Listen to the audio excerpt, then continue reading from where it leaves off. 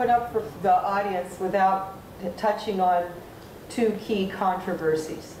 In 1979, with publication of Homosexuality in Perspective, Masters and Johnson switched from what had been almost completely heterosexual analysis to looking at gay men.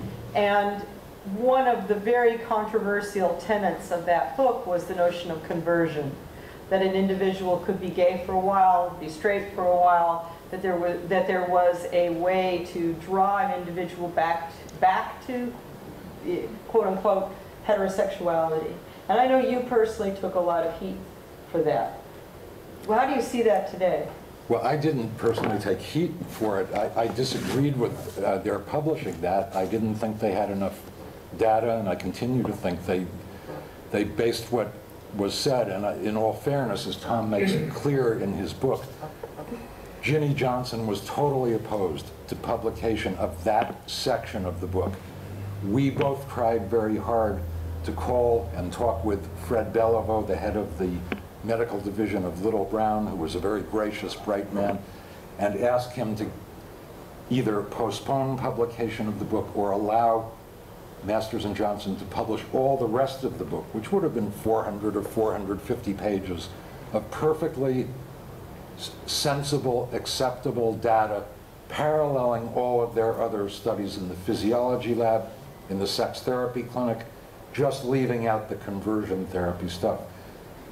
Bill had formulated this blueprint, Bill Masters, in 1970, possibly earlier, but the first I heard of it was at the press conferences for human sexual inadequacy, when he was challenged, where's the material about sex therapy in the homosexual population?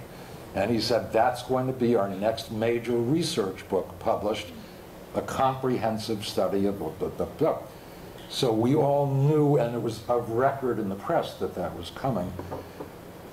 In retrospect, Bill already was in his decline, and I think he used very poor judgment. Tom may have more to say about that. I would say, you know, from a really broad standpoint, when Masters started, he was given advice by George Washington Corner, who was tremendously influential. He was at Johns Hopkins.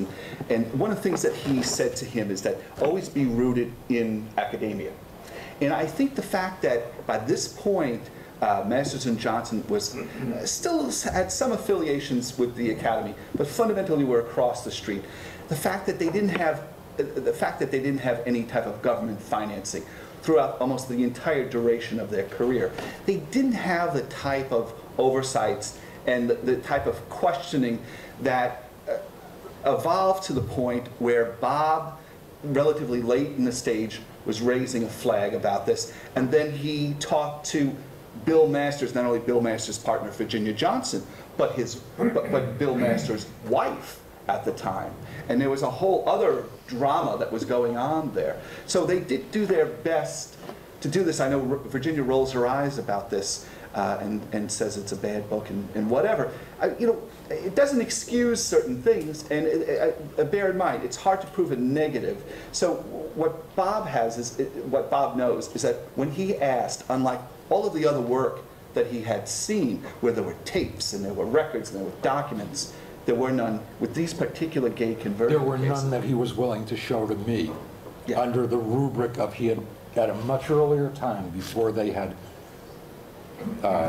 evolved into the foundation organization that they had, he said they had provided each couple or client, well, he called them patients then, absolute confidentiality agreements that only he and Ginny would be privy to those tapes. Whether that's true or not, I don't know. He was comfortable with that explanation. Of course, the unfortunate thing is that this comes out just as you see the rise of the Christian right in the United States, the evangelical movement, and ultimately the election of Ronald Reagan, in part because that wing has become very powerful in the GOP by then. And with that comes a sense that somehow there should be funding, direct funding from the federal government to support sexual conversion programs. which carries over into the AIDS epidemic when we have George Bush the Jr. as president, and he okays that sexual conversion therapy should be part of HIV prevention programs as funded by the United States government. The other, speaking of AIDS,